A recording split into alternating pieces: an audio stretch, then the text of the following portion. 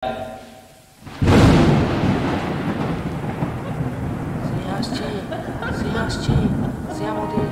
আমাদের কাউকে ছাড়বে না। এই গ্রামের কেউ বাঁচতে পারবে না। সে কাউকে ছাড়বে না। গল্প শুরু করার আগে আমার প্রিয় শ্রোতা বন্ধুদের ভালোবাসা ও সহযোগিতা একান্তভাবে কাম্য করি। একটি লাইক ও চ্যানেলটি সাবস্ক্রাইব করে পাশে থাকার অনুরোধ রাখলাম। শুরু করছি আজকের হাড় হিম করা একটি সত্যি ভূতের ঘটনা।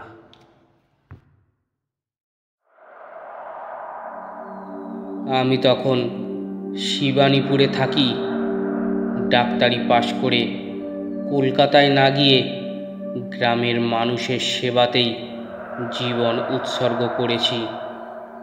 ডাক্তার হিসাবে আমার তখন নাম যশ খুব হয়েছিল। আর ওই নির্জন গ্রামে শিয়াল রাজার মতো ডাক্তার বলতে আমি ছিলাম। তখনকার গ্রামও ছিল গ্রামের মতো গ্রাম, একেবারে অজ গাঁ যাকে বলে ঠিক তাই। গ্রাম তখন এমনই ছিল যে এখনকার গ্রামের ছেলেরাও তখনকার সেই গ্রামকে কল্পনাও করতে পারবে না। যাই হোক, সেই সময় আমার গ্রামের প্রায় 1.25 মাইল দূরের এক গ্রাম থেকে আমার ডাক এলো। কলেরার কেস, না যাওয়া ছাড়া উপায়ও নেই।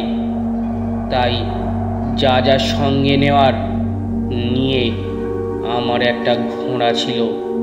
সেই ঘোড়ায় চেপে রোগী দেখতে চললাম। সন্ধ্যের মুখে বেরিয়েছি, তাই যেতে যেতেই রাত হয়ে গেল।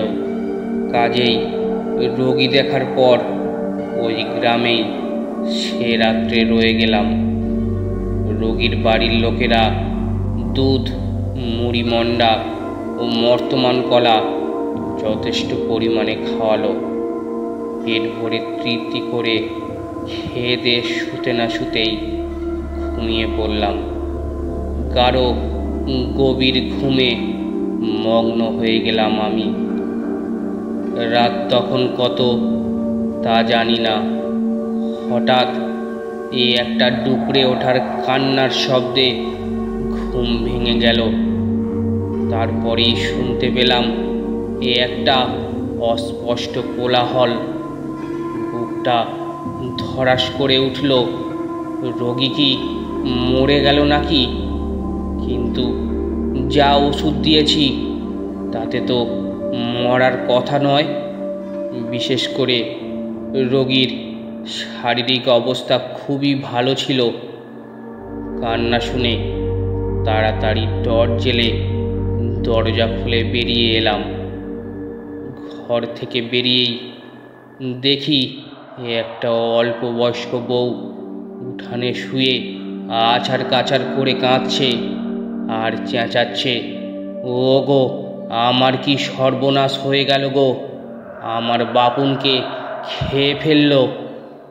আমি কোনো রকমে আমার খোকাকে নিয়ে পালিয়ে এসেছি।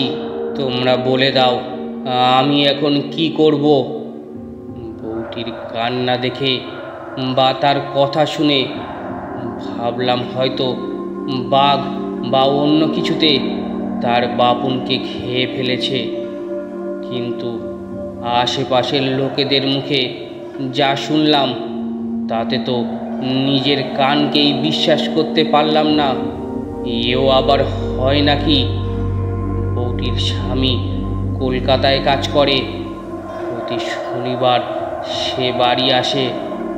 রবিবার বাড়িতে থেকে সোমবার ভোরে সে চলে যায়। আজ শনিবার লোকটি যথা নিয়মেই রাত্রিবেলায় এসে উপস্থিত হয়। কিন্তু কেমন যেন উদ্ভ্রান্ত চেহারা তার। চোখ দুটো লাল, মাথার চুল উস্কো খুস্কো। বউটি স্বামীকে জিজ্ঞেস করে, কি ব্যাপার, তোমার শরীর খারাপ নাকি? লোকটি কোনো রকমে শুধু বলে, আর কিছু না। রাতের খাওয়া দাওয়া পর্যন্ত করে না, বিছানা করে দিলে ঘুম হয়ে শুয়ে থাকে। বউটি আর কি করে? মনমরা হয়ে কিছুই না বুঝতে পেরে সামান্য দুটি মুড়ি চিবিয়ে এক ঘটি জল খেয়ে শুয়ে পড়ে ছেলে দুটিকে নিয়ে। একটি ছেলে 3 বছরের, অপরটি 6 মাসের। বউটি শুয়ে থাকে, কিন্তু নানান চিন্তায় তার আর ঘুম আসে না। হঠাৎ এক বিকট শব্দে চমকে ওঠে, আর চোখে তাকিয়েই শিউরে ওঠে সে। দেখে তার স্বামী মশারির বাইরে বসে কি যেন খাচ্ছে। দেখেই তো বুক শুকিয়ে গেল বউটির। পাশে হাত বাড়িয়ে দেখল কোলের ছেলেটি নেই। কচি ছেলে রাত বিরাতে কান্নাকাটি করলে দুধ খাওয়ানোর জন্য, কাঁথা পাল্টাবার জন্য ছোট চিমনি লণ্ঠনটা অল্প করে জেলে রেখেই শুতো সে। তাতেই দেখল ওর স্বামী মশারির বাইরে বসে সেই শিশুটিকে ছিঁড়ে ছিঁড়ে খাচ্ছে। বউটির মনে হলো সে একবার চিৎকার করে কেঁদে ওঠে, কিন্তু তার করল না। পাছে অন্য ছেলেটিকেও সে হারিয়ে ফেলে।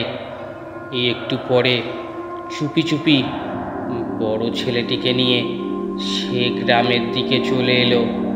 গ্রামের লোকেদের সব খুলে বলল। সব শুনে আমার তো মাথাটাই খারাপ হওয়ার জোগাড়।